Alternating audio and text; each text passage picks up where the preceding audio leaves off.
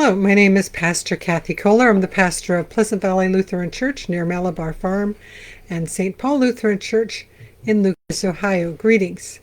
We are reading through the Bible with commentary. We are in the book of Judges, and we're up to one of the most colorful people in the entire Bible. The Israelites have come out of Egypt and settled in the Promised Land.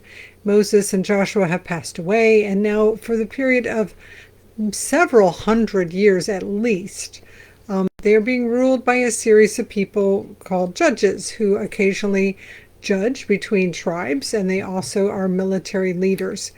Some of them, there's sort of a formula. Israel goes away from God and worships Baal, and then they come back and they get attacked by somebody, and then they say, "Oh, please, Lord, defend us," and God raises up a judge. It's like that, but it's not like that. Samson, we're going to talk about Samson, and Samson is definitely a human being and definitely not a perfect person. So chapter 13 of the book of Judges. The Israelites did what was evil in the sight of the Lord, and the Lord gave them into the hand of the Philistines 40 years. There was a certain man of Zorah of the tribe of the Danites whose name was Manoah. His wife was barren, having borne him no children. So this is a very big deal. If you don't have a child, then you have no value, and also you have no social security for when you get older. But it's a huge deal for women in that time period, and even still sometimes, to have a child. Verse 3, "And the angel of the Lord appeared to the woman and said to her, Although you are barren and having borne no children, you shall conceive and bear a son. Now be careful not to drink wine or strong drink or to eat anything unclean, for you shall conceive and bear a son. No razor is to come on his head, for the boy shall be a Nazirite to God from birth." So as we were reading through the Torah, Genesis, Exodus, Leviticus, Numbers, and Deuteronomy, one of the things that it talked about was making a special vow to the Lord, and you could become a Nazirite. And if you were a Nazirite, you ate nothing from the vine, no grapes, no wine, no grape juice, and you didn't cut your hair. And so he is a Nazirite from birth. She is to eat no grapes, and it is he who shall begin to deliver Israel from the hand of the Philistines. Then the woman came and told her husband, "The man of God came to me, and his appearance was like that of an angel of a God, most awe-inspiring. I did not ask him where he came from, and he did not tell me his name. But he said to me, You shall conceive and bear a son. So then drink no wine or strong drink, eat nothing unclean, for the boy shall be a Nazirite to God from the day of his birth to the day of his death." And also, instead of Nazirite, is one consecrated, one set aside, one special. Verse 8, "Then Manoah entreated the Lord and said, O Lord, I pray, let the man of God whom you sent come to us again and teach us what we are to do concerning the boy who is to be born. God listened to Manoah, and the angel of God came again to the woman as she sat in the field. But her husband Manoah was not with her. So the woman ran quickly and told her husband, The man who came to me the other day has appeared to me.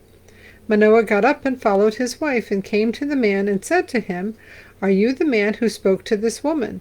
And he said, I am. Then Manoah said, Now when your words come true, what is to be the boy's rule of life? What is he to do? The angel of the Lord said to Manoah, Let the woman give heed to all that I said to her. She may not eat of anything that comes from the vine. She is not to drink wine or strong drink or eat any unclean thing. She is to observe everything that I commanded her. It's like, I told her already, don't eat anything unclean. Don't drink anything that is wine or grape juice. But it is nice to have confirmation. I wasn't just making this up. There was really a guy, and the guy really is telling me to do this. Verse 15, Manoah said to the angel of the Lord, Allow us to detain you and prepare a kid for you. The angel of the Lord said to Manoah, If you detain me, I will not eat your food. But if you want to prepare a burnt offering, then offer it to the Lord. For Manoah did not know that he was an angel of the Lord. Then Manoah said to the angel of the Lord, "What is your name, so that we may honor you when your words come true?" But the angel of the Lord said to him, "Why do you ask my name? It is too wonderful." Verse 19. So Manoah took the kid with the grain offering and offered it on the rock to the Lord, to him who works wonders. And another footnote, wonders, while Manoah and his wife looked on. So when the flame went up toward heaven from the altar, the angel of the Lord ascended in the flame of the altar, while Manoah and his wife looked on. And they fell on their faces to the ground. The angel of the Lord did not appear again to Manoah and his wife.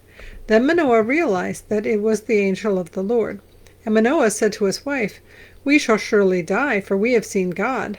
But his wife said to him, "If the Lord had meant to kill us, he would not have accepted a burnt offering and grain offering at our hands, and shown us these things, or now announced to us such things as these."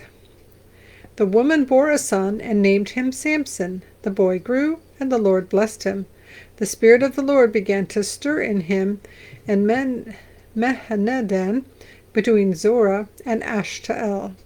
So the Philistines had already been harassing the Israelites for 40 years before all of this happened, and now Samson is growing, so it's going to be 55, 60 years. It's been a while. So it is, when we read through the book of Judges, as we said, sometimes in the Bible, time is very tricky because it'll say this happened and this happened, but it doesn't say how long was the period in between when this happened and this happened. It could be a long time, or it could be no time at all, and we're not always sure. Sometimes we can tell, and sometimes there's a little bit of a marker that says now the Philistines. But other times we don't know for certain. And so you have to be careful that you don't say, well, this, then this, then this. Well, that was the order of things that happened, but how quickly did they happen? How much time passed in between? Some of that, especially after all of these thousands of years, has really been compressed. Chapter 14. But now Samson has gotten grown up. Once Samson went down to Timnah, and at Timnah he saw a Philistine woman. Then he came up and told his father and mother, "I saw a Philistine woman at Timnah. Now get her for me as my wife." But his father and mother said to him, "Isn't there a woman among your kin, or among all our people, that you must go and take a wife from the uncircumcised Philistines?" But Samson said to his father, "Get her for me, because she pleases me." His father and mother did not know that this was from the Lord, for he was seeking a pretext to act against the Philistines. At that time the Philistines had dominion over Israel. Verse 5. Then Samson went down with his father and mother to Timnah. When he came to the vineyards of Timnah, suddenly a young lion roared at him. The Spirit of the Lord rushed on him, and he tore the lion apart barehanded, as one might tear apart a kid. The kid is a baby goat, not a child person. But he did not tell his father or his mother what he had done. So he got attacked by a lion, a young lion, but still a lion, and just ripped it apart. Then he went down and talked with the woman, and she pleased Samson. After a while he returned to marry her, and he turned aside to see the carcass of the lion, and there was a swarm of bees in the body of the lion and honey. He scraped it out into his hands, and went on eating as he went. When he came to his father and mother, he gave some to them, and they ate it. But he did not tell them that he had taken the honey from the carcass of the lion. So he can't have grapes, and he can't have wine, but he can have honey, although taking it from an unclean carcass sounds pretty gross. Verse 10. His father went down to the woman, and Samson made a feast there, as the young men were accustomed to do. When the people saw him, they brought 30 companions to be with him.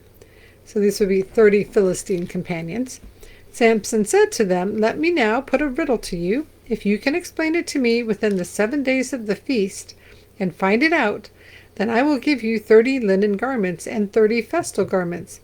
But if you cannot explain it to me, then you shall give me 30 linen garments and 30 festal garments." So they said to him, "Ask your riddle, let us hear it." So we've said before, clothing is expensive. Linen comes from flax, so you have to grow the flax, then you have to harvest the flax, and then you have to beat the flax to separate it into strands, then you have to card it, then you have to spin it, then you have to weave it, and then you can actually make your garment. So all of that to make your 30 linen garments, and your festal garments, those are going to be fancy, your party clothes. Even more time, even more labor and embroidery and work. So he's saying, all right, if you get my riddle, I'll give you 30. Each one of you will get a garment. But if you don't get my riddle, you each owe me a garment. He said to them, out of the eater came something to eat. Out of the strong came something sweet. But for 3 days they could not explain the riddle. Verse 15, on the 4th day they said to Samson's wife, coax your husband to explain the riddle to us, or we will burn you and your father's house with fire. Have you invited us here to impoverish us? So giving each of them to give a linen garment and a festal garment was going to be expensive, a lot of money.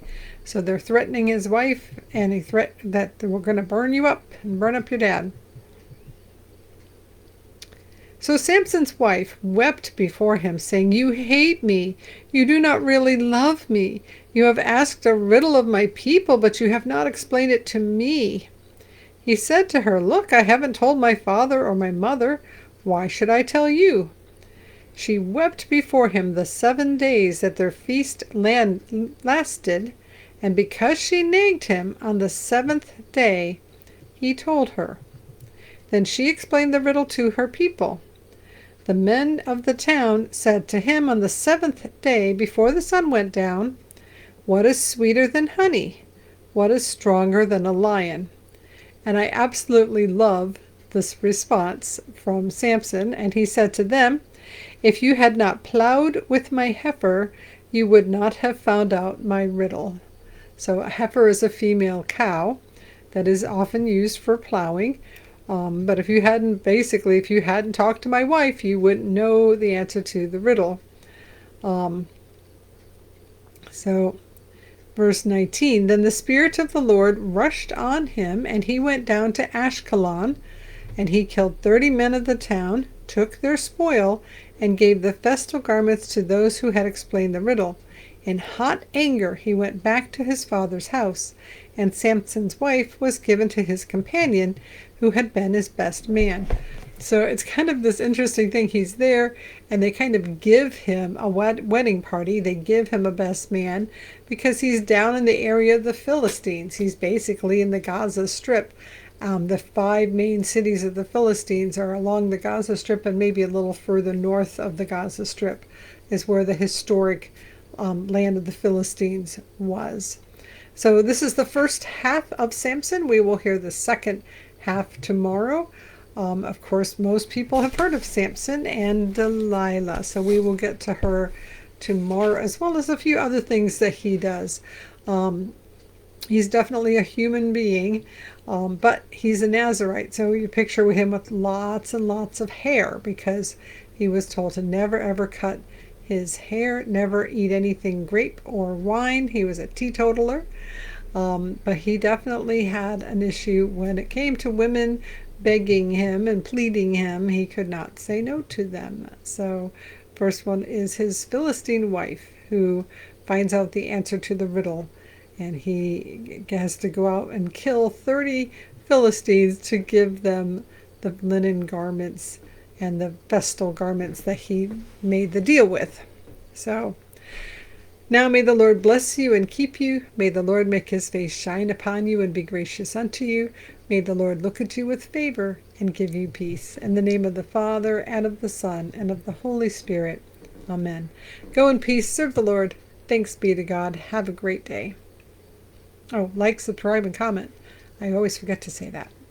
No, I don't forget to. Anyway, thanks for being here.